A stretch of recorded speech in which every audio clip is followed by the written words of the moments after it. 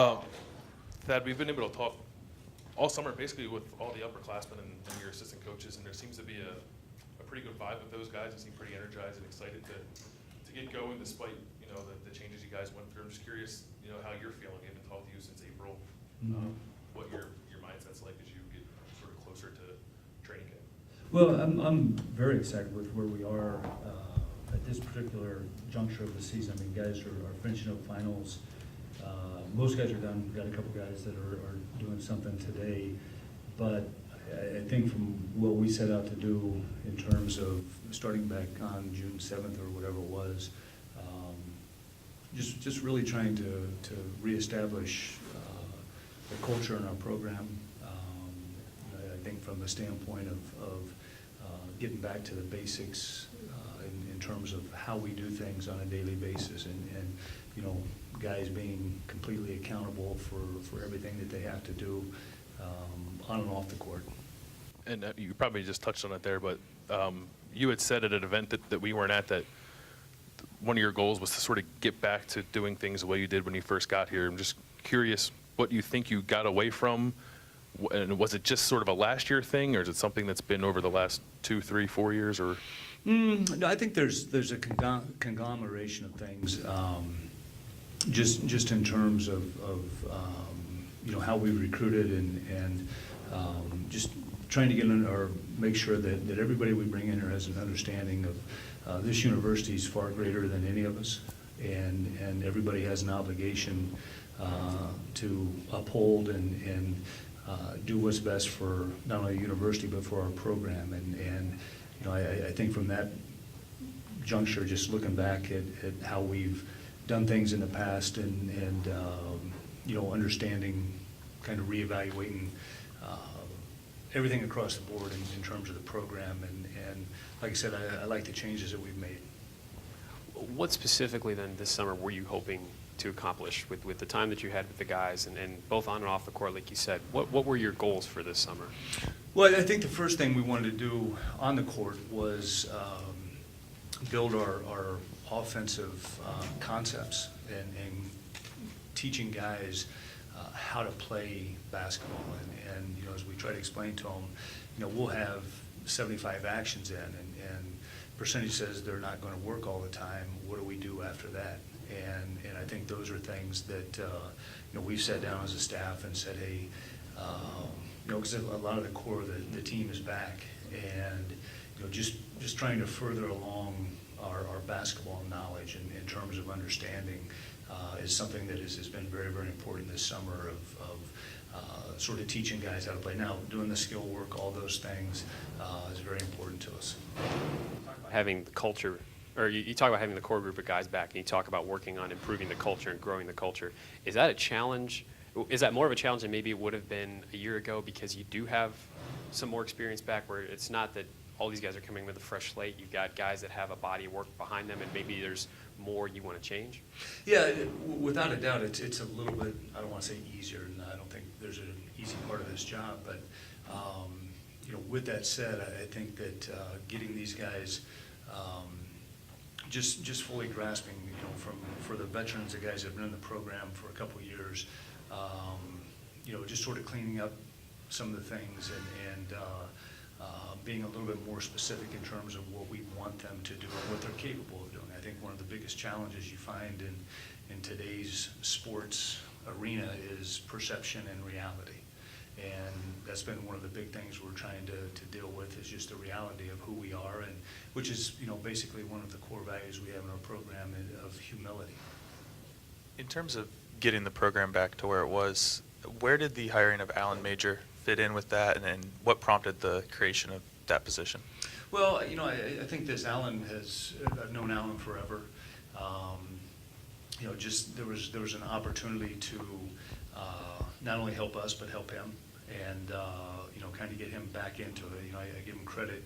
He took last year, and I don't know, he probably told you, I don't know how many programs he went to and NBA camps he went to, and he's done a great job of just sort of researching today's youth and you know, in terms of communication skills and all those things. So his job will be, you know, obviously he can't coach, but primarily trying to help our guys be better people, to have a better understanding of the difference of perception and reality off the basketball court. Is that something you wanted to have in the past and just didn't have the right guy to fit that role, or is this something you decided now was the time? Yeah, it's something you know, in terms of just evaluating the opportunity we had with some of the departures that we had, and you know, Kyle Davis has been with Jake kind of as his assistant, so he can fit right in with what he's doing there. And you know, it was saying, hey, what do we probably need the most? I mean, I got great confidence in the staff we have in terms of basketball, but you know, there's, as we say, we maybe on average get our guys for 3 hours a day. That leaves 21 hours a day. You know, we need guys that can do the right thing and function and take care of things the other 21 hours of the day. Coach, I'll ask, you lost 4/5 of that freshman class. They're gone. It creates a little bit of a crater there in terms of your roster management.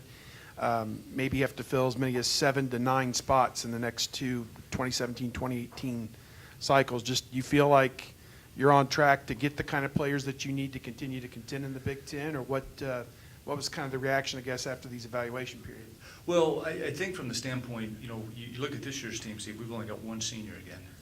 And, you know, will we ever carry 13 guys on scholarship? I'm not sure about that. I think that, you know, I love the position we're in recruiting in terms of the future, the guys that we're recruiting, the guys that we have committed, you know, those types of things. But it's, you know, I think adding C.J. Jackson into that sophomore class, he doesn't come in as a freshman, he comes in as a sophomore, you know, gives a little bit more of a stability there in terms of sort of evening things out as much as we can. Sort of piggybacking on Steve's question, last year we talked about the youth of the team, and obviously the guys that are back are a year older, but you have, you know, a group of freshmen that you now have to integrate again, similar to last year.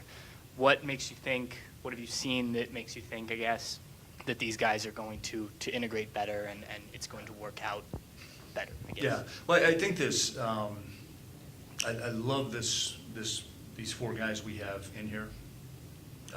Been very, very, I don't want to say surprised because we knew what type of kids they were, but been very pleased with the progress they're making, both on the court and off the court. I think, you know, you've got a group of guys that are definitely here in terms for the right reason, have an understanding and appreciation, and you know, with that said, I got great confidence those guys are going to be able to be contributors this year. I guess along the lines of the future classes, you know, you've had years where you couldn't bring in anyone or had to bring in one guy. Is there anything that's nice about being able to bring in a large class for the next 3-4 years? Well, you know, as long as it's the right guys, it's real nice.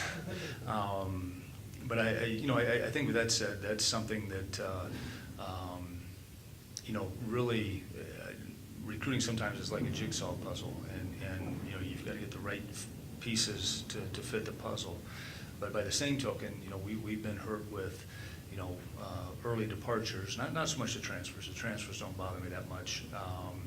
But I think from the early departures that we've had a hard time being real specific to say we need exactly this, exactly this. I think we're sort of getting back to that the best that we can. But by the same token, we've always liked kind of multi-dimensional players and guys that can play several positions for us.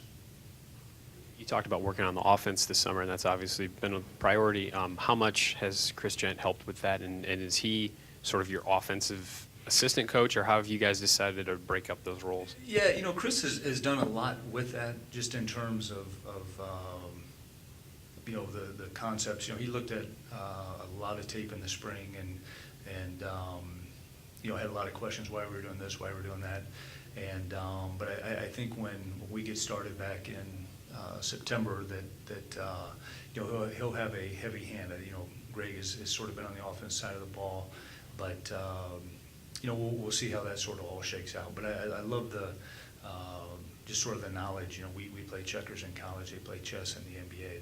There's no question about that, and I think Chris can add a lot to it. We've always looked at it as you might have an offensive assistant coach, defense assistant coach, and a big guys coach. Is it that clear cut? Is that what you plan on doing, or will everybody kind of share stuff more now? Yeah, we definitely share more in terms. Now, when it comes to scouting, that's something that I've always done, just simply from the standpoint I've won in practice. You know, you do a defensive drill, and the offense is turning the ball over, and everybody's celebrating because the defense is so good, and nobody's watching the offense.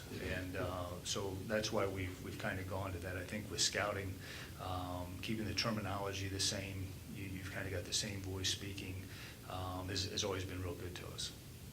Kind of the theme of the guys that, your core guys that are back, when we've talked to them, has been that what happened kind of brought them closer together. Not that they were far apart, but that, kind of circled the wagons.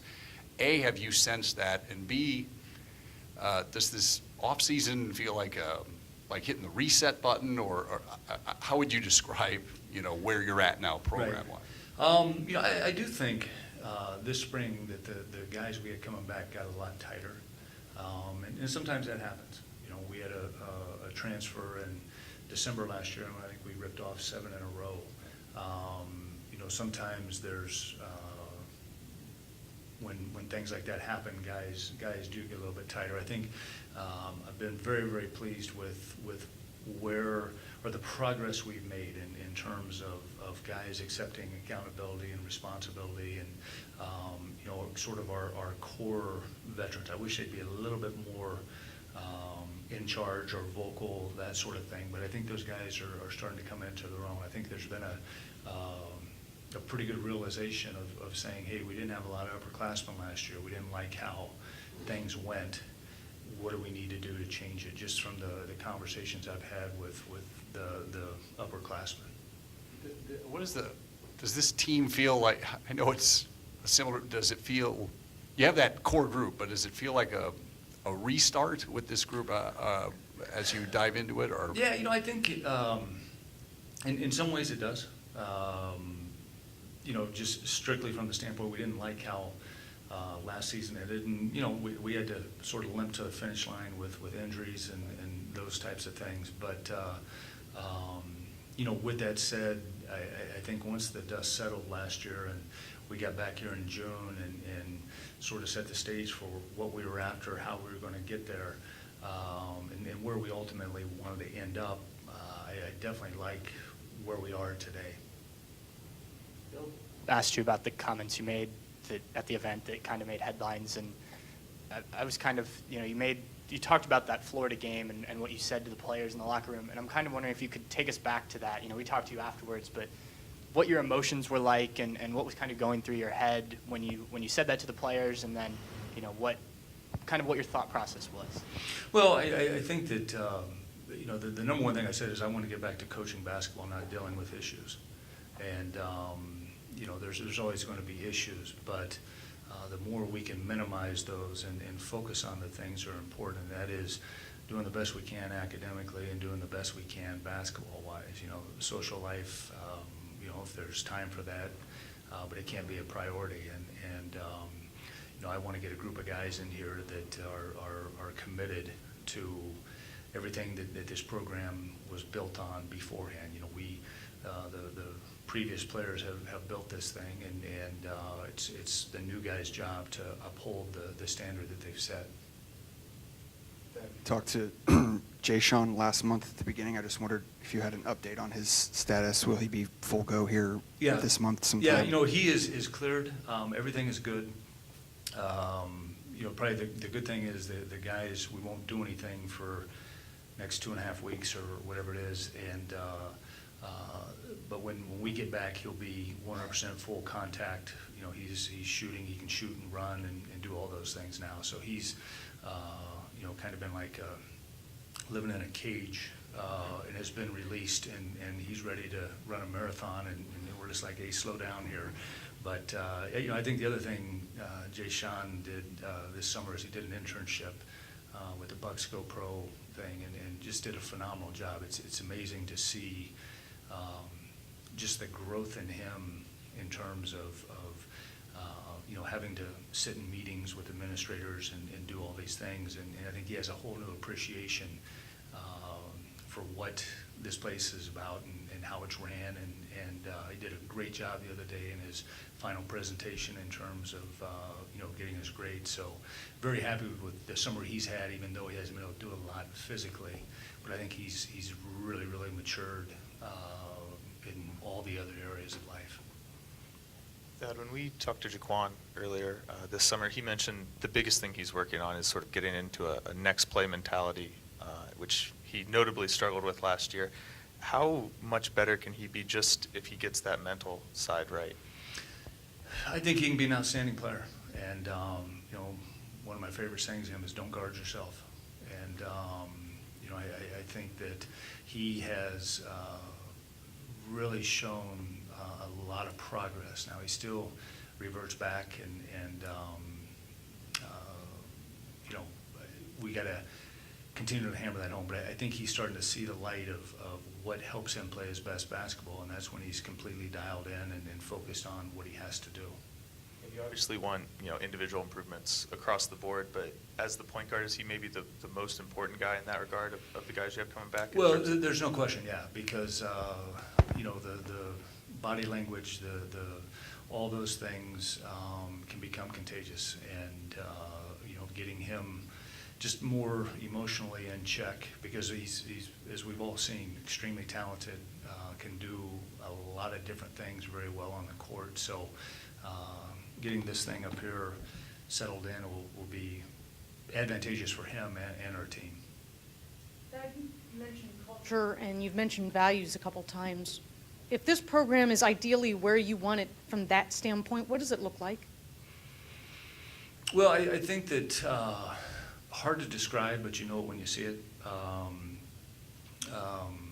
Just accountability, respectfulness, an element of humility and thankfulness of the opportunity that is given here. I had a young man that didn't want to do something the other day, and I calculated the numbers and said, this is what this university is, in essence, giving you on a yearly basis, and I'm asking for 2 hours. And it became very clear in terms of, I need to, give back a little bit more. So those are kind of the elements. And then I think also, Lloyd, just the ultimate work ethic in terms of understanding the big picture and what it takes on a daily basis. Because what I see in youth today is all kids want to get to the next level. They want to play in the NBA. Now they're seeing these contracts and it expedited even further. But they lose sight of how you get there. They lose sight of getting better every single day. All they want to think about is at the end of the year or 2 years or 3 or 4 years, whatever. The funny thing, the great ones just take it day by day and get better. And I think that's something that we're constantly striving for. I know you probably mention this every time you see your guys, and you certainly have them read a lot and do those sorts of things. Do you have your philosophy written down, formalized in any way that you present to these guys, or is it just something that you stress all the time? I think it's probably more just that we stress, because having a philosophy in the heat of the battle, it's real hard to recite the philosophy in a real easy tone voice. So usually the one word or maybe an adjective thrown in beforehand helps get them on track better. I think Ori wants you to write a book. I would read it. I've already got the title. Oh, yeah? Yeah. I'm gonna share it. You're right. It's my fault your son missed the shot. I like it. Every coach in the world would be in a bookstore and be like, I got to get this thing. Basketball referee, we feel the same way. Oh, I can only imagine, yeah. I got to ask you about, it's been a couple of months removed, but getting to go to Cleveland for the Cavs thing and the parade, Yeah. saw all the pictures. What was that like, and how did that come about? Was it, You did they know, call you, or what? Yeah, it's funny because I was driving home and Urban called me, what was that, on a Tuesday or, I think so, Monday night, and he said, hey, I'm in Cincinnati at a Buffett concert, and I just got an email, and they want us to come to the thing. And I said, gosh, I got stuff going on. He goes, I got stuff going on. I said, but you know what? we both agreed we needed to be there. And that was, you know, I would have never have put it on a to-do list, but that was one of the most unique experiences that I've ever seen. It was motivating in terms of you know, when you see the city, the fans, and you think about Ohio State and Buckeye Nation and all those things, I had never experienced anything like it. It was definitely something I'll never forget, and was thankful that they invited us up there. I got a couple things rapid fire. Okay, recruiting targets, you have 2 spots. Theoretically, are you looking for a wing and a point guard, or how, can you even pigeonhole it that way, or what exactly are you looking for 2017? Yes. General terms, yeah, backcourt and probably in between. We've talked a lot about Mark Loving in his 3 years at Ohio State. Now he's going to be a senior, and last year it seemed that he came through everything pretty strong and had maybe his best year. Just on the court, off the court, you got to be leaning heavily on him as the lone senior. Just is he taking that mantle, and what do you want to see from him on and off the court? Yeah. Well, I think the biggest thing I want from Mark is just consistency. You know, we've all seen him play at a really high level throughout courses of the game. I want him to play like a senior this year, not a scared senior, not one that doesn't know his future at the, you know, end of April or whatever. I want him to play for all the right reasons. I want him to enjoy this final year at Ohio State. I think that if he can lose himself in that type of moment and you know, not hear the outside pressures and all that stuff, because you know there are seniors we've had here that are scared of their senior year, and that is a travesty to me. I want him to have fun. I want him to make this his most memorable year of his career here. Last thing for me, this is kind of involved, but you lived through the night era at Indiana, and John Feinstein wrote that book, Season on the Brink, and how they came back and won the national championship, I think, within a year or two after that whole terrible thing that he went through with that team in the mid-'80s. And then John Calipari, I think he won the national championship a few years ago, and then he had some guys come in, and he said they hijacked the program, and they lost to what was it, Robert Morris or somebody in the NIT. Those are kind of a couple examples of programs that have been through, I don't know, would you even say it was to that level, and how do you feel you're coming out of that? Well, I think that we're definitely headed in the right direction. I don't think it was quite as dramatic. You know, you look, and I've said this, we did what we were supposed to do in the Big Ten season. We're the first team to win 11 games in the Big Ten, not get an at-large bid. Where we struggled was early in the season, and that was a maturity issue. That was just you know, some humility problems, and you know, I thought once we got it going, you know, there's a couple games that still sort of haunt me, at Maryland, at Indiana, because I'm still trying to figure out just sort of how that happened. But you know, I thought, you know, these guys did a pretty decent job, and like I said, you know, going into the it probably seemed more catastrophic because Michigan State was a nightmare matchup for us, and having to play them 3 times in 4 days or whatever it was not a good thing for us. Yeah, but it felt like that. Trust me. Yeah. That you mentioned CJ, and I know you guys liked his shooting, and that's part of the reason you brought him in here. But how has he been in terms of adjusting to maybe, because he's going to have to be I'm assuming your secondary ball handler. Mm-hmm. How is he coming along in that regard? You know, he's doing a great job. I've been very, very pleased with CJ. You know, as I met with him last week before he took off, you know, I think that he went through a little bit of an adjustment period, and just trying to get him to understand. He's done a great job with his body. As I talked to him yesterday, and he said his mom didn't recognize him when he came through the door, and you know, trying to get him, and not only him, but all the new guys to understand the physicalness that is going to hit them this year, and you know, continuing to be physically and mentally strong. And you know, CJ is a very quiet kid. We've got him gotten him to sort of open up and be more vocal, but he has a knack for where the ball is and making right decisions. And then with CJ and Andre and Micah, it seems like it's fairly obvious what you want from those guys, but Derrick, just with his size and sort of unique skill set for that size, what do you envision him doing? position-wise, Yeah. skill-wise for you guys this year? He just seems like a kind of a wild card with the way. You know, he sort of is, and I think that Derrick definitely gives us the ability to play a little bit bigger. You know, through testing this summer, I mean, his athleticism was off the charts. He's made a lot of strides in the right direction, just in terms of his overall game. He's thirsty for knowledge.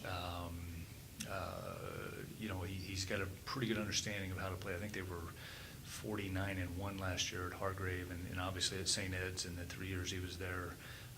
They had a tremendous run. So, like I said, I've been very pleased with what he's brought to the table. He's got to continue to get stronger and those types of things. But, you know, he's a little bit of a fellow Hunter type, just with his athleticism. He always finds the ball somehow, some way up above the rim, and so should be good for us. You talk about the guys being gone now, and you have a couple of weeks to maybe catch your breath. I just wonder what that's like for you. Is this an anxious time where they're not around, so you worry? Do you sleep better because you don't, I don't know, maybe you have a little bit less to do right now? I just wonder what the next couple of weeks are like, if it's anxious or if it's relaxing or. Yeah, I mean, you know, you do this long enough, you got to make sure that you pick and choose to sort of plug in and get recharged. But, you know, for us, recruiting is ongoing, and you're always doing that throughout the day and in the evenings. But, you know, hopefully coaches are going to be able to get a little time away with their families, and we'll get back the week before they come back and really just sort of set the stage for the fall and into the season. You said some guys still have a little bit to do, but everybody leaving on good standing. Yes, yep. And a slightly different topic, but Evan Ravenel winning a championship in Japan. I know you keep in touch with your guys, but I wonder if you've talked to him about that and what that experience was like and what it's like to have a guy win a title like that. Yeah, you know, David Lighty won one too. Right. Second in 4 years. You know, honestly, having all those guys back this summer has just been amazing. And, you know, for Rav to just see the progress that he's made. And you know, it's funny because he's won, we have a lot of these guys that are very, very tuned in, dialed in to our program. And, you know, our guys have had the opportunity to play against those guys this summer. And, you know, that is, as a coach, it's very gratifying to see just that camaraderie of the old and the new. And, you know, it's exciting. But I'm very, very happy for Rav. I mean, you know, I think he's going to move to a different country next year. But he's one of these days he's going to be a heck of a coach, because he's tied in he's always asking me questions about recruiting and who we're recruiting and who he needs to check out and all this stuff. So love that kid. And is that a case where you look at a guy like that and you can see an impact that you made? I mean, I remember the game where you guys had a little disagreement. It was a one-sided disagreement, and we still just- argue about it. And it's funny because all the other players are like, no, Rav, you're wrong on that one. He was absolutely right. But no, that is, I think, Adam, that's one of the things that I enjoy when these guys come back. And you know, seeing Michael Conley yesterday, you know, he and his wife Mary just had a baby Saturday, and just him telling me how excited he was and how everything went down, and you know, you know, those are good times. And you know, his contract that day, Evan had called me, it was on a Friday in the morning, said, hey, here's what's going to happen, what do you think?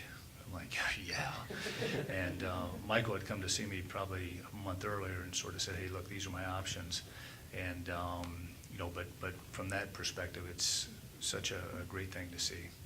You mentioned consistency with Marc.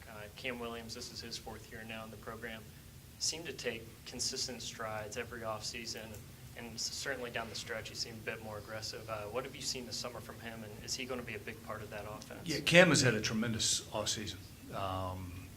You know, if he continues on at the level he's played this summer and just all the work he's put in, I'm expecting really big things from him. I mean, you know, you're looking at a kid that shot 52% from 3 in the Big Ten. He's really worked his ball handling and just sort of becoming more of a complete player. But no, I'm really, really excited about Cam and just the direction he's heading in, not only for us, but for him. Just back to the topic of the guys who were here, I think there were reports yesterday that David and Aaron are playing together, or going to play together in Italy. I didn't know if you had I- conversations with them about anything like that, or? No, I know that David is going to go back to Italy. I was just with him last week. And then Aaron is still deciding. He may go to Australia, but he's just sort of looking at some different options. And then with Michael and the contract that he signed, I know first and foremost you're happy for him and his family, but is that anything for you guys as a program to point to and say, like, look, this guy came through here, and I know he's only here a year, but he comes back all the time, and he just signed the richest contract in NBA history, and I know the football team couldn't make enough graphics when they had all their guys get drafted and get their money. I'm just curious if you try to use that as any kind of tool for you guys. Yeah, I think so. I don't use it as much for graphics. I probably use it more, being dead serious, and just trying to tell guys what I witnessed to watch him get there, and sort of the commitment. As he was coming in the other day as we were finishing a workout, and he was getting ready to do his, and I called him over from the team. I said, Michael, how many problems did you ever cause me at Ohio State? And he said, hopefully none. And I said, how many times have you been fined in the NBA for doing the wrong thing? He said, never. And just sort of getting the everyday mentality, and his quick little message was pretty powerful to our guys. But that's more along the lines where I tell the stories of, we finish our first practice and Michael goes to a side basket for 30 minutes, and he did it 148 times that year afterwards for 30 minutes, worked on his game. Well, when you see this, you think about Memphis. He came out in 2007. The next 3 years with their first pick, they drafted a point guard, and he's the only one still there. And I say that from the standpoint of everybody wants to arrive at a college and say, hey, I'm going to be just like that other guy, and you're saying, no, you're not, because you don't understand what it takes to the work that those guys put in, and so that's more how I use it, in perception, reality. Did you honestly keep count? Was it 148 times on the nose, or? Well, that's how many practices we had that year. And he did it every single time? Every you were practice, yeah. certain about that? Yeah. No, he was unbelievable. Yeah, it started paying off in the Tennessee game in here when he hit those 2 threes in the first half when they went under the ball screen, and then from there, if I'd known what was going to happen, I probably would have told him, don't shoot it anymore.